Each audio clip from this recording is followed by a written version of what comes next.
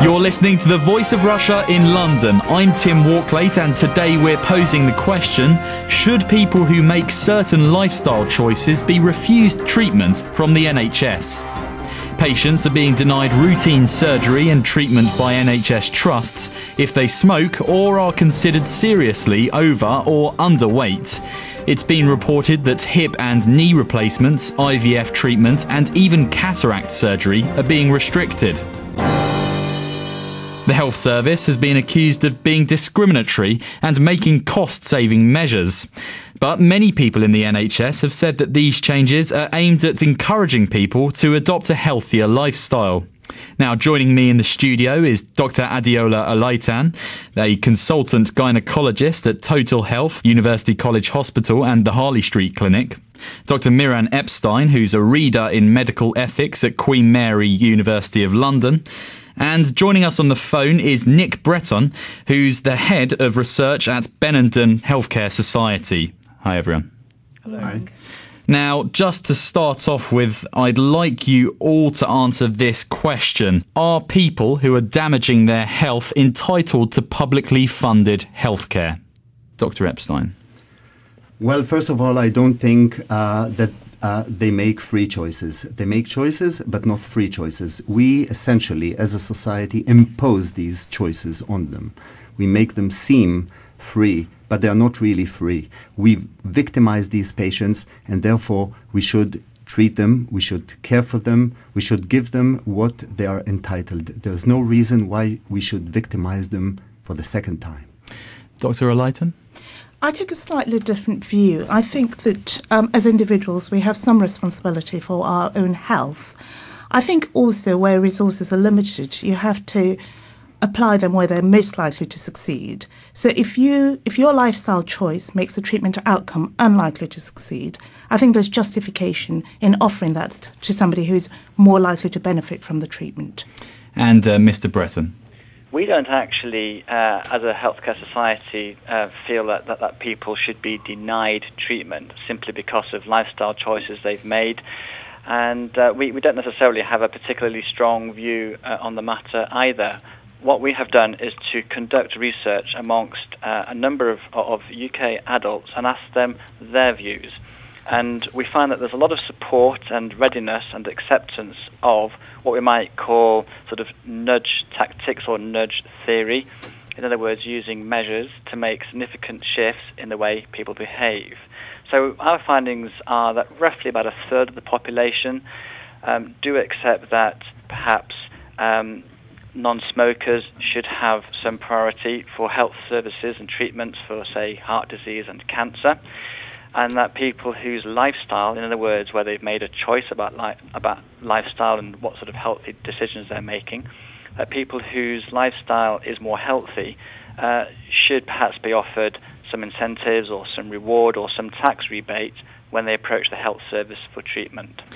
Now, the Shadow Health Secretary, Andy Burnham, has touted these measures as discriminatory policies. Mr. Breton, I'd like to ask you first, I mean, what's your reaction to that? As Dr. Leiter, I think, indicated, we need to look at where resources can be most effective, where they'll have perhaps where we can get the biggest bang for our buck, and you know where the recipient of that healthcare is going to respond best and make the most of what treatments and what interventions are made available to them. That will inevitably, I think, lead to the appearance of discrimination. It's really prioritizing, I think, what is a finite budget amongst a burgeoning need and demand in the population as a whole. So the word that I might choose may not be discriminatory. It may be more to do around prioritizing, but I understand that a lot of people will say it's discriminatory. And Dr. Olaitan, prioritising or discriminatory? I would go with prioritising, actually, because, at the end of the day, everybody's entitled to care. But if the care is unlikely to succeed, so, for example, if you're hugely overweight and you've got arthritic knees, I'm slightly straying out of my area of specialty, but if you have a knee replacement, then your new knees are unlikely to last. But if you lost weight, and then had a knee replacement, then your knees are likely to last you a longer time. So it does need a little bit of thought. And especially if you're asking people to undergo major surgery, you have to have an expectation that the surgery would succeed. So I think it's prioritising and also appropriateness of care.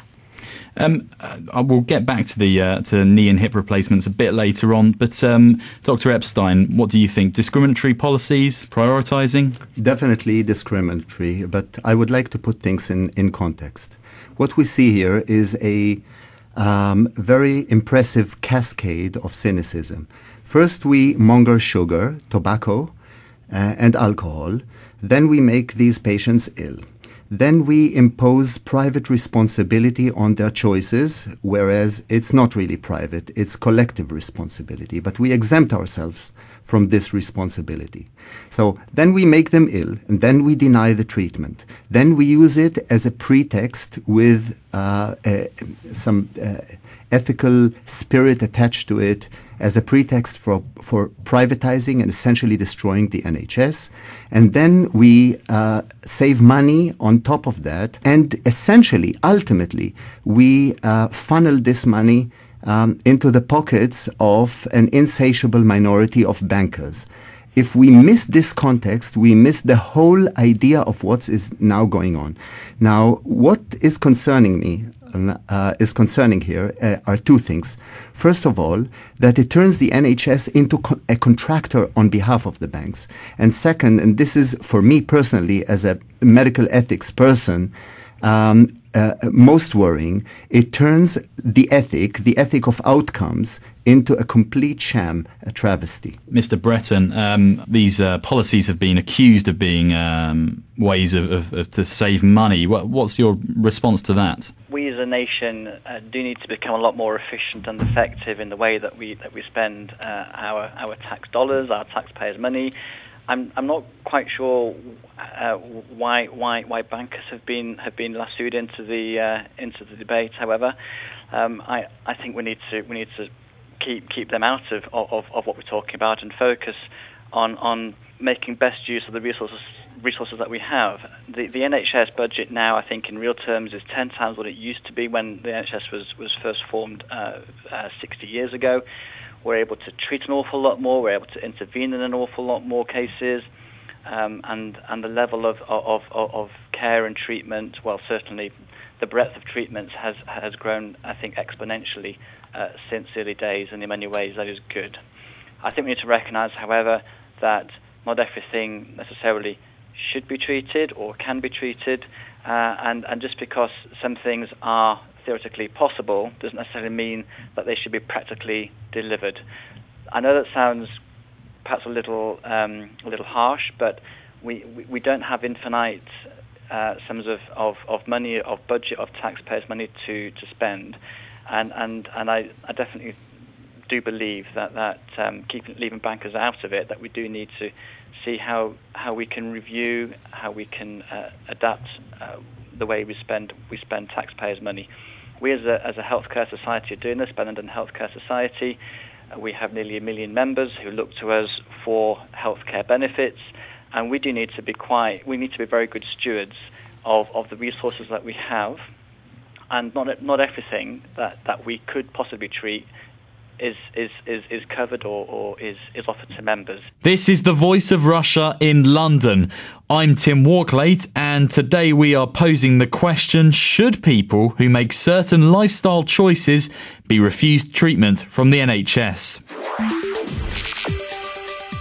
Why should over or underweight people or cigarette smokers be specifically subject to this? Take, for example, somebody that does extreme sports. Why not say to them, well, unless you cut out extreme sports, then you can't receive specific treatment? Well, that's a very good point. And I would draw a very clear distinction between people who are unhealthy and simply can't help it, either because they were born with conditions, they were born with asthma, they've always had it.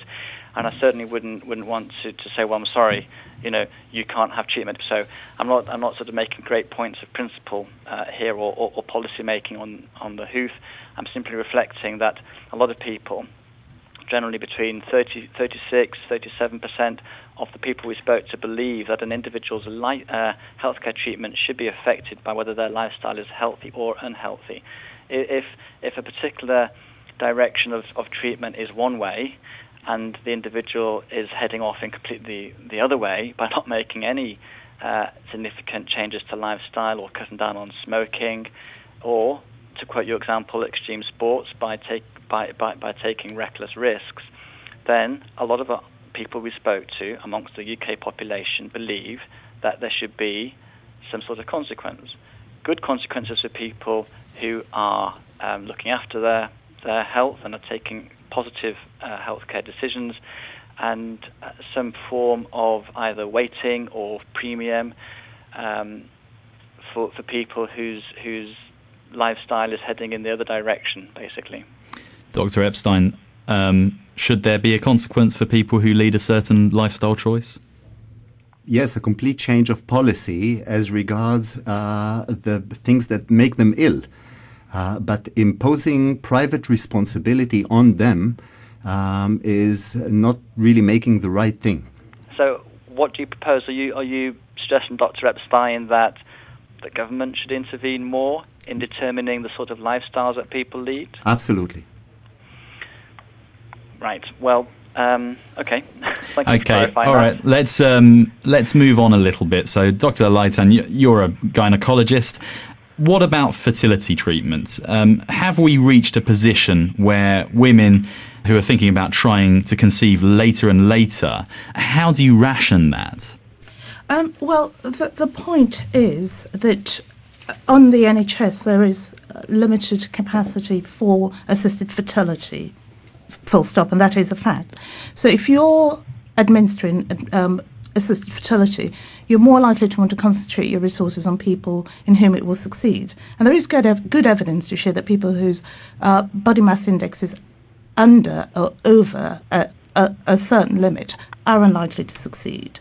So I think it would be appropriate as a doctor to advise these patients of their risk factors and ask them to address their risk factors, and then offer them treatment when they're in a position where they're more likely to succeed in treatment. So advice rather than maybe denial?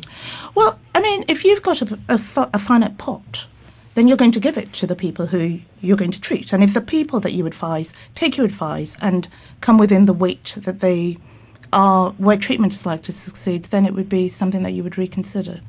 Mr. Breton, is IVF in a separate ballpark here? Is that something that we should really kind of be drawing a firmer line under? That's a very interesting and huge topic, and I don't believe that our healthcare society has a strict policy on that. We do have a fertility centre, which is attached to our hospital, which is based in Kent, and we do have patients there. They're referred some are referred by the NHS and paid for by the NHS. Others come on a self-pay basis if they're not able to get NHS treatment. I really wouldn't want to seek to limit people's options and big decisions about whether and when to have children. I think we do need to keep clear of being too prescriptive as to how and when people may have children. And as I say, I'm not here to make policy. I'm here just to reflect the views that come out from the research that we've carried out. We didn't ask people about IVF, but I would think, reading between the lines of the research that we've carried out, that there would be quite a bit of support amongst the population at large, that if you want children, and it's that in a sense is a lifestyle choice, and quite a large minority, I think around about sort of in the mid-30s%, would believe that you do need to fund that yourself if not freely available on the NHS. You're listening to The Voice of Russia in London. I'm Tim Walklate, and today we're posing the question, should people who make certain lifestyle choices be refused treatment from the NHS? I know there are several Hippocratic oaths, but one states that a doctor will prevent any disease whenever he or she can, for prevention is preferable to cure. Now, Isn't it a doctor's duty to treat a patient regardless of the patient's lifestyle, Dr. Alaitan? Well, I think that a doctor has a duty also to do no harm. And there is evidence that certain people are at more harm than others. I mean, for example, I'm a gynecological oncologist, so I treat people with gynecological cancer. One of the causes of endometrial cancer has been hugely overweight. Now, if somebody's got a cancer, then I will treat them, even though their weight poses quite a lot of risk, anaesthetic risk. But if they had a benign condition and wanted an operation for that, then I might consider that the risks outweigh the benefit and advise them not to have that surgery because their weight puts them at risk.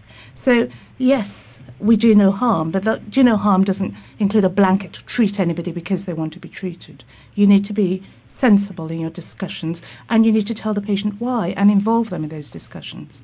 Dr. Epstein, risks outweighing the benefits? Well, prevention and reducing risks are all fine, but this is not the context we are talking. This is just an excuse, a pretext for privatizing the NHS. We need to understand that. If we don't understand that, we mislead the public. Misleading the public, a pretext? Is it a pretext, Mr. Breton? Misleading the public is never a good idea. So we always obviously strive to be as clear and as open with patients, and we'll discuss all sorts of options and routes available to them. Don't have much more to say on that particular point. Now, we talked about knee and hip replacements earlier. I'd like to just come back to that. Now, it's been reported that NHS Bedfordshire is barring anyone with a BMI, a body mass index, of over 35 from having a hip or knee replacement surgery. Isn't this a catch-22? Won't it be quite difficult for them to lose weight to get this surgery? I mean, if their knee or hip doesn't work particularly well, isn't that a catch-22, Dr. Alaitan? Well, it absolutely is. I mean, if you're not mobile, then it's very difficult for you to exercise, and it's very difficult for you to lose weight. I think it's wrong to say to somebody, go away and come back when you've lost weight. I think you have to help people to lose weight. And I think that there are a whole number of options. And in extreme cases, weight-reducing surgery might be what is offered to get that patient's weight down and then make their hip or knee replacement more successful. I mean, I'm not an orthopaedic surgeon and I don't know what the thresholds are, but I can certainly see the logic in the idea of putting in a new joint in somebody who's hugely overweight. The idea is that the joint won't last and they're undergoing major surgery for very little benefit. Mr. Breton, do you think is it a catch-22? Well, I can see how it can be, yes. I mean, I'm not actually a surgeon. I'm not personally a medicine man. So I'm not well qualified to. I'm not a fraction as well qualified to comment on this as the two doctors who have on the group. We do hip and knee replacements at Benedict Healthcare Society. Members do, however, pay for those, and we do give discounts to individuals who are members of the society, as opposed to them paying the full rate. And I don't believe we impose hurdles like this, but on the other hand, members who come to us, patients who come to us, are coming on a self-pay basis, so it's more their decision rather than one for NHS budget holders to make. But we would always discuss the efficacy of surgery or of a particular treatment with patients first of all, and there may be some instances where we say, well, the risks outweigh the benefits. It really isn't, we wouldn't recommend it. But as I say, for major surgery like this, our patients pay for it rather than us having to take a decision as an NHS budget holder. So we are in a different position from hospital trusts and GPs in that respect. Dr. Epstein? Yes, it is a catch-22, and it is designed to be a catch-22. The idea here is not to reduce risks and just postpone operations until the patient is ready for it with less risks. The idea is to deny treatment. Again, if we fail to see that, we don't really understand the context and the meaning of the entire debate we're having now. Isn't it a case of judging each case by its merits, though? I think we have a social problem here.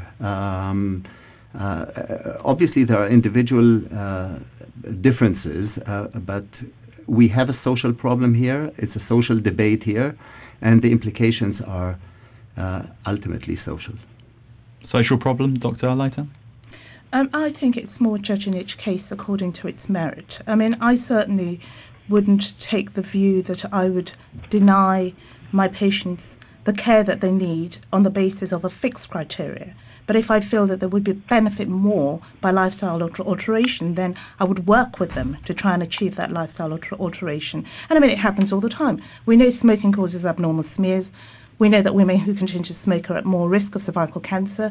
I think part of my duty is to prevent cervical cancer, so I tell them to stop smoking, and if they are willing to stop smoking, I direct them to the help that they can get to stop smoking. So it's not making a judgment, it's helping people to improve their health so that they benefit more from the limited resources that the NHS or even private healthcare providers provide.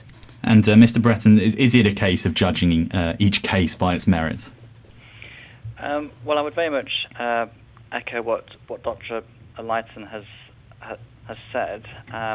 People have all sorts of situations and backgrounds and issues. I wouldn't propose just taking a blanket policy to everybody. And I think it's the medical practitioner's role to help this person, to help their patients come to the best conclusion, the best treatment package for them. In terms of helping them along the way, helping them with advice and with articles and with guidance, I think that's entirely appropriate. We have a wealth of material like that on our website for our members, and in fact for anybody to read, to help them, to in a sense nudge them towards the right sort of steps which will have long-term health benefits for them. Promotion of a healthy lifestyle, Dr. Epstein? I have no problem with that, on the contrary, but I don't think that it is about promotion of healthy lifestyle. On the contrary, the prevailing interests in our society are exactly the opposite. We're running out of time, but I've got a quick question. Aren't many diseases caused by kind of habits or lifestyle choices anyway? I mean, where do we draw the line with that, Mr. Breton? Very good question. I think there's a huge need for people to be better educated about lifestyle decisions that they're taking, be it dietary or be it smoking or be it exercise. So I think there's certainly a huge scope for improvement and for education and for communication in that regard, and that's part of what we see our role doing. Dr. Erleiter? I concur completely, and I mean that's part of my role, is educating the general public, because I think a lot of people don't know, and I think if people had the knowledge they might change their lifestyle or at least seek to get advice to change it. And you mentioned that I work with Total Health, who provide a website that gives information about these sorts of things to the general public. And Dr. Epstein? Education, yes. Denial of treatment, no. Denial of treatment will lead to something which is counter-educational by definition. For example, lying to doctors, lying to the NHS about your habits. That's what I would do if I'm a patient in such a position. Okay, well, we are running out of time, but I'd like to just get your final thoughts from each of you. Dr. Erleiter. I would like this type of debate to help the general public to become more aware of what their lifestyle choices are and what they might lead to. I think that as a medical profession, we have a role in prevention as well as cure. And I think if at least people knew what risks they were putting themselves at, they might choose alternatives. Dr. Epstein? We need to defend the NHS at all cost. If we don't do that, we will create ultimately a two-tier healthcare system with increasing health gaps within the population. And Mr. Breton? Yes, there are dire warnings about the projected level of obesity and other health-related issues over the coming years. And we believe that this will require some imaginative ways effectively to meet the healthcare needs of the population in the future. And what the research that we've carried out at London Healthcare Society shows is that many people in the UK understand this and are open to some radical ideas. You've been listening to The Voice of Russia in London. I'm Tim Walklate, and today we've been asking the question, should people who make certain lifestyle choices be refused treatment from the NHS? Joining me in the studio today was Dr. Adiola Alaitan, Dr. Miran Epstein and Mr. Nick Breton. Stay with us, we'll be back after the news.